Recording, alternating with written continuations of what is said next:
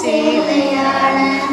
ഗൗരിയോ ലക്ഷ്മിയോ സീതയോ രാധയോ പേരെന്തു തന്നെ വിളിച്ചാലും നീയെന്നും നീയാണ്. കോതമ്പം പാടത്തു നീർപ്പെയ്തു പോകും മുകിലാണ്.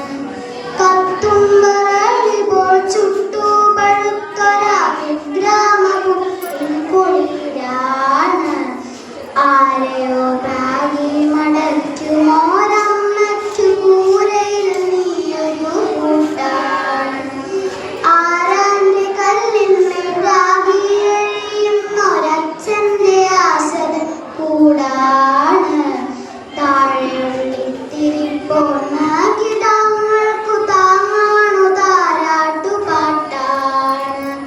പേരറിയാത്തൊരു പെൺകിടാവേ എനിക്കേറെ പരിചയം നിന്നെ. കുഞ്ഞായിരുന്ന നാൾ കണ്ടു കിനാവുകൾ കുഞ്ഞോവർ നിറച്ചാരം.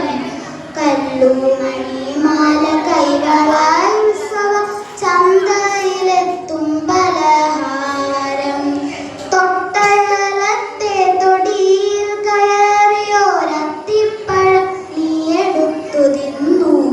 ചൂരൽ പഴത്തിന്റെ കൈപ്പുനീരും കണ്ണുനീരും അതിനത്ര മോന്തിയില്ല. പിന്നെ മനസ്സിൽ കൊതിയുണർന്നാലത് പിഞ്ചിലെ നുള്ളി എറിയുന്നു.